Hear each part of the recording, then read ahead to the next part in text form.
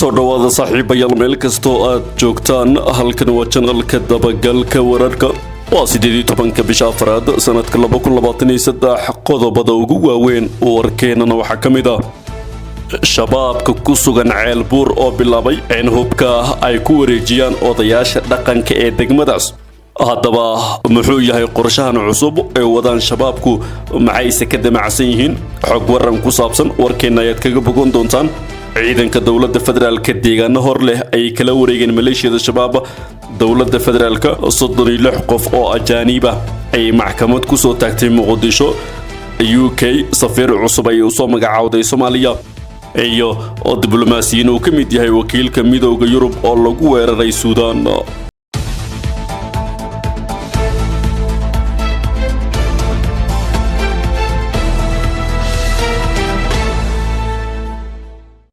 intaasi saaxiibayaal waxay ahaayeen qodobada ugu doorkaran warka channelka dabagalka wararka aad ku cusubtahay channelkan ku soo biiro subscribe sar muuqaalka like sar share gare oo la wadaag saaxiibada cod ku maasan tahay inaad ka mid tahay saaxiibada dhawey channelkan haatana aan idinku wareejiyo wariyaheena oo inoo soo gudbinaya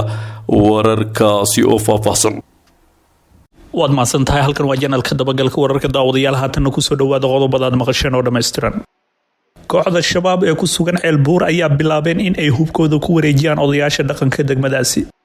maleeshiyaadka qawaariijta kooxda shabaab ee ku sugan degmada ceelbuur ee gobolka galgaduud ayaa intooda badan hubkoodii ku wareejiyeen odayaasha dhaqanka degmadaasi sidoo kalena qayb kamid a hubkooda ayaa la filayaa in saacadaha soo aadan ay wareejiyaan waa sida ay baahisay dowladda Soomaaliya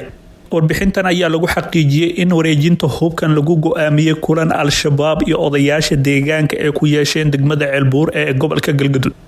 sidoo kale isla kulankaas ayaa lagu go'aamiyay in al-shabaab dagaalamayaashooda ku sugan ceelbuur ay ku amreen in ay shacabka ku dhaxmilmaan halka horjoogayaasha sarsarana ay iskaga baxayaan deegaanka waa sida ay tibaaxayaan xogaha la helayo al-shabaab ayaa go'aankaas qaadatay kadib markii culeys uga yimid ciidamada dowladda federaalka iyo kuwa galmudug oo ku wajahan ceelbuur si ay uga saaraan maleeshiyaadkaas deegaanada kooban ee kaga sugan yihiin maamulka galmudug go'aankan ayaa la tilmaamayaa inay qaateen saacadihii ugu dambeeyay kooxda shabaab kadib markii sidoo kale saacadihii hore ay isku qabsadeen arrin la xiriirta in lagu dagaalamo degmada ceelbuur iyo weliba inay iskaga baxaan balse intooda badan xubnaha sarsare ee al-shabaab gaar ahaan kasoo jeeda degmadaas ayaa go'aansadeen in aan lagu dagaalamin taa oo la sheegin ugu dambeyn ay isku waafaqeen hogaanka kooxda shabaab waxaa kaloo haatan ay go'aansadeen in hubkoodii waaweynaa ay ku wareejiyaan odayaasha kadibna horjoogayaasha oo wataan ilaalo kooban ee iskaga bixi doonaan degmada ceelbuur xubnaha iskaga tagi doona ceelbuur ee horjoogayaasha kooxda shabaab ee haatan ku sugan ayaa waxaa kamid ah afayeenka kooxdaas Cali Maxamuud Raagi Cali Dheere iyo kaba ku tukade oo isaguna kamid ah horjoogayaasha sarsare ee kooxda qawaariijta shabaab talaabadan ayaa imaanaysa xilli kooxdan guuldaro waaweyn ee kasoo wajahayaan wejiga labaad ee howlgalka ka soconaya qaybo kamid ah deegaanada maamulka galmudug ciidamada dowladda ayaana kaabiga ku haya degmooyinka galhareeri iyo sidoo kale ceelbuur oo ka wada tirsan gobolka galgaduud ee maamulka galmudug waxayna rajeynayaan in maalmaha soo aadan ay gudaha u galaan degmooyinkaasi tani ayaa ka dhignaa doonta in gebi ahaanba lasoo afjari doono kooxda shabaab ee ku dhuumaaleysanaysa deegaanada maamul goboleedyada galmudug iyo hirshabelle waxaana markaasi kadib la wajihi doonaan shabaabka ku sugan deegaanada maamul goboleedyada koonfur galbeed iyo Jubbaland howlgalka oo la filayay inay ka qayb qaadan doonaan ciidamo ajaaniba oo ka socda dowladaha safka hore sida Itoobiya, Kenya iyo Djibouti dhinaca kalena ciidanka dowladda federaalka ayaa deegaano horle kala wareegay kooxda shabaab wararka naga soo gaarayo gobolka Hiiraan ee bartamaha dalka Soomaaliya ayaa sheegaya in ciidanka dowladda iyo kuwa deegaanka ee howlgalka ka wada halkaas ay gaareen deegaano horle oo ka tirsan gobolkaas kadib markii ay iskaga baxeen shabaab howlgaladan oo ahaa kuwa qorsheysan ayaa waxay ciidanka huwanta kula wareegeen deegaanada kala ah xarartiir Garasyaani Baarey Baladul Amiin iyo kuwa kale oo dhaca koonfurta gobolka Hiiraan ee bartamaha dalka deegaanadan ayaana dhammaantooda ku yaala hareeraha jiinka webiga Shabeelle waxaana hore ugu sugnaa maleeshiyada shabaab saraakiisha ciidanka xooga dalka Soomaaliyeed oo ka hadla howlgaladan ayaa shaaca ka qaadeen inay si nabdoon ula wareegeen deegaanadaasi waxayna tilmaameen in shabaab ay iskaga carareen markii ay ka war heleen inay ku soo socdaan ciidamada huwanta sidoo kale waxay intaasi ku dareen in caagta ay mariyeen saldhigyo iyo godad waaweyn oo ay difaacyo uga jireen kooxdan oo ku yaala deegaanadan cusub ee la qabtay waxaa kaloo ay saraakiishu xuseen inay sii wadi doonaan dhaqdhaqaaqyadooda inta shabaab laga saarayo dhulka u dhexeeya magaalada Beledweyne iyo deegaanka Halgan oo ka tirsan gobolka Hiiraan howlgalladan ayaa galay toddobaadkii labaad oo xiriira waxaana hogaaminaya gudoomiyaha gobolka Hiiraan Cali Jeete Cismaan oo kaashanaya saraakiisha guutada 27aad ee ciidanka xoogga dalka Soomaaliyeed iyo kuwa dadka deegaanka ee loo yaqaan macawisleyda guud ahaan dalka waxaa ka socda diyaar garowga wajiga labaad ee dagaalka shabaab iyadoo deegaanada qaarna uu si hordhacba uga bilowday kaas oo looga xoreynayo goobaha ay kooxdan ka joogaan Soomaaliya si kastaba kooxda shabaab ayaa hadda ku go'doonsan qaybo badan oo kamid ah gobolada Galgaduud iyo Mudug maadaama laga xoreeyay inta badan shabeellada dhexe iyo bariga gobolka Hiiraan ee maamul goboleedka Hiirshabelle. halka dawladda wadaya nagala socotaan waa janalka dabagalka wararka dawladda Soomaaliya 36 qof oo ajaanib ah ay maxkamadda ku soo taagtay Muqdisho. xafiiska xiriirlaaliyaha guud ee qaranka ayaa sheegay inuu maxkamad horgeeyay 36 eedeysane oo ajaanib ah kuwaas oo lagu qabtay xeebaha Soomaaliya iyagoo ku howlan kalluumaysi sharci darro sida ku cad bayaan ka soo baxay xafiiska xiriirlaaliyaha qaranka waxaa raggan lagu soo qabtay 30 tan oo kalluun ah oo si sharci darro uga jilaabteen xeebaha Soomaaliya. dawladda ayaana la wareegtay kalluunka 30 tan ah ee lagu soo qabtay raggaasi waxaana loo gudbiyay maxkamadda sidoo uu shaaciyay xiriirlaaliyaha qaranka oo mahadceliyay ciidanka ilaalada xeebaha Soomaaliyeed. maxkamadda oo ka jawaabaysa codsiga xiriirlaaliyaha guud waxay xabsiga u dirtay dhammaan dadkii lagu soo qabtay kalluumaysiga sharci darrada waxayna la wareegtay kalluunkii saarnaa doomaha ayaa lagu yiri qoraalkan ka soo baxay xafiiska xiriirlaaliyaha ayaana ciidanka ilaalada xeebaha Soomaaliya ku sii dhiirigeliyay in ay laba jibaaraan dadaalkooda ay ku suulinayaan kalluumaysiga sharci darrada oo aad ugu badan xeebaha Soomaaliya. xafiiska xiriirlaaliyaha guud ee qaranka waxaa ka go'an horgeynta sharciga qof kasta oo lagu soo qabto in uu dalkan ka waday kalluumaysi balmarsan sharciga ayaa lagu yiri warqadan ka soo baxday xafiiska. ugu dambeyntii xiriirlaaliyaha qaranka ayaa ganacsatada ama qof kasta oo Soomaaliya uga digay inay xiriir la yeeshaan shirkadaha iyo dadka ajaanibta ah ee caadeystay inay xeebaha Soomaaliya si sharci darro uga kalluumaystaan. waa dhifiya naadir in maxkamad la soo taago ajaanib sida sharci darrada uga jilaabata xeebaha Soomaaliya kuwaas oo wax lagu tilmaamay xaalufinka geysta badeena Soomaaliya maadaama uu dalkani galay marxalad burbur ah oo ciidamada qaranku aysan hadda ka hor awood u lahayn difaacidda kheyraadka badeena Soomaaliya ku jira.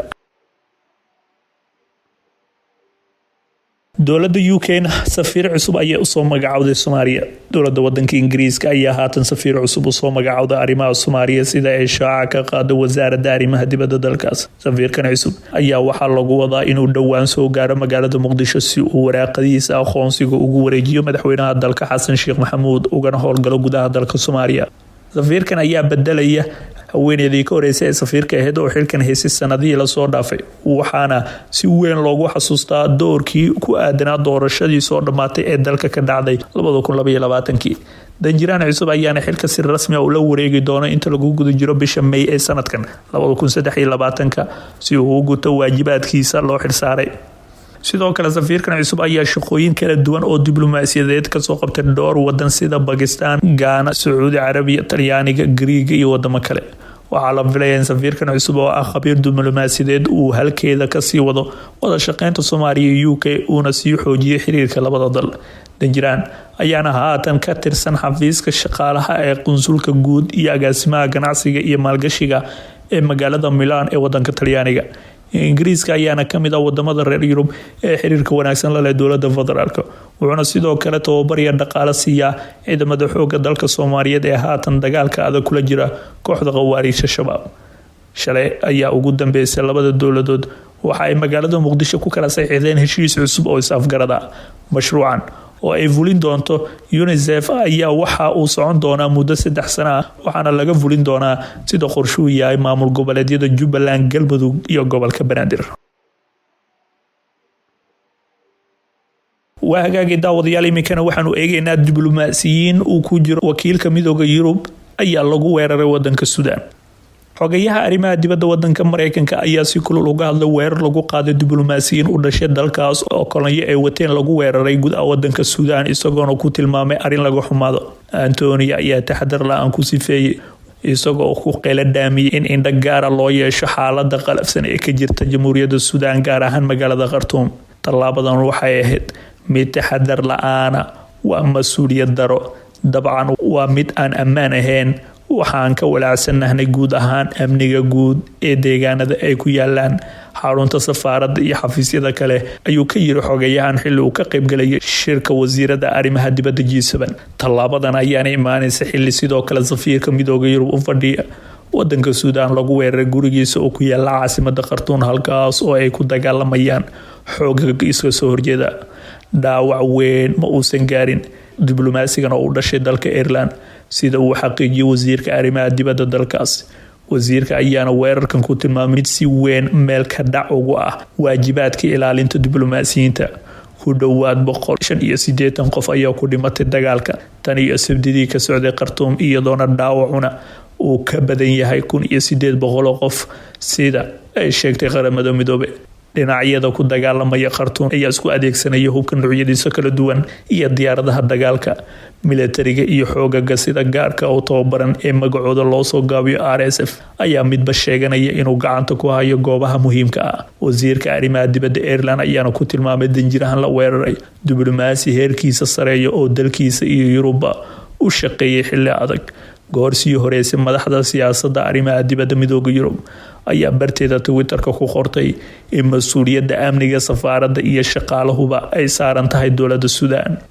sidoo kale haweeneydan ayaa u sheegtay wakaaladda wararka FB in diblomaasiyiinta ururkaas aan laga daadgureyn Khartoum, iyadoona intaas raacisay in la qiimeynayo tallaabooyinka amniga ee ku habboon.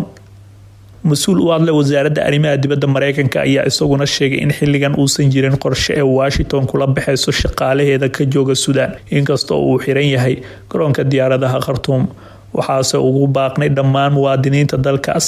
inay si dhaba uga fakeraan xaaladda ka tagan dalka, ayuu yiri. shacabka Khartoum ayaa ku sugan guryahooda, waxaana jirta cabsi ah in dagaalku uu daba dheeraado isla markaasna uu burbur u horseedo Suudaan. isniintii qiiq iyo hoolac ayaa laga arkayay garoonka diyaaradaha Khartoum. militariga ayaa diyaarado u adeegsaday duqeymo saldhigyo ay leeyihiin xoogaga RSF oo qaarkood ku yaala goobaha ay shacabku degan yihiin. goobaha la duqeeyay waxaa ka mid ah cisbitaallo, gaar ahaan cisbitaalka weyn ee Al-Shabaab sida ay sheegeen dhakhaatiirta Suudaan. dhinacyada dagaalamaya ayaana muddo kooban xabad joojin sameeyeen si daryeel caafimaad ay u helaan dadka dhaawacmay. balse dhinaca kale xaaladdu waa ay kasii daraysaa. haatan hogaanka sare ee ciidamadan gaarka ee loo soo gaabiyay magacooda RSF, gaar ahaan taliyahooda guud, waxa uu ka dhawaajiyay in ay go'aansadeen xabad joojin muddo 24 saac soconaysa. balse dhanka militariga hogaanka haya ee wadanka Suudaan ayaa iyaguna war ka soo baxay. waxay kaga hadleen arrinka, waxayna sheegeen inaysan garanaynin goob lagu gaaray heshiis xabad joojina, balse wuxuu tilmaamay in tani ay uga gol leeyihiin inay ku qariyaan jabkooda, guuldaradooduna ay soo dhowaatay. dhowaana lasoo afjari doono taa oo ka dhigan inay sii socon doonto howlgallada lagu baacsanayo ciidamadaasi hubeysan ee loo yaqaano RSF. markaanu milcisano dhanka dadaalada socda, urur goboleedka IGAD ayaa wada qorshe uu Khartoum ugu dirayo madaxweynayaasha Kenya, Djibouti iyo South Sudan si ay u dhexdhexaadiyaan dhinacyadan. Nuur Maxamuud Sheekh oo ah xogayaha IGAD ayaa sheegay in ay muuqato fursad horumar looga sameyn karo xal u helidda colaadda Suudaan. madaxdu waxay u socdaan Suudaan si ay ula kulmaan labada hogaamiye. haatan waxaa u socda xiriir aan toos ahayn,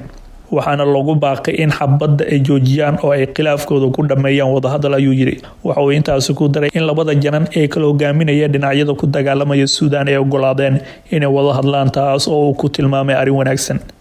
si kastaba lama oga xaalka iyo halka uu kusii dambeyn doono, inkastoo ay weli adagtahay in la gaaro xabad joojin rasmi ah. haddana hogaanka militariga oo ah kuwa ugu quwada weyn wadankaasi ayaa u muuqata fursad ah inay soo afjari karaan kooxdan oo ah ciidamo ka tirsanayeen dalkaas oo qaabilsanayeen gurmadka degdega loona yaqaano RSF, isla markaasna uu hogaamiyo jananka weligiis aan wax soo baran ee geeljiraha ahaan jiray, kaas oo ka mid ah haatan xubnaha ugu sareeya ciidamada ee dalkaasi Suudaan. guud ahaan daawadayaal wanaga intaa warki oo aad kala socoteen janalka dabagalka wararka. fadlan daawada qayb ka noqo saaxiibada halkan ka hela xogii ugu dambeeyay gudaha dalka iyo caalamka. aragtidiina halka hoose noogu reeba, muuqaalka la sii wadaaga asxaabtiina, laagtiina waa inoo dhiiragelin. tan iyo warkan kan xiga intaanu dib ugu kulmi doonana waxaa idin leenahay Ramadaan mubaarak.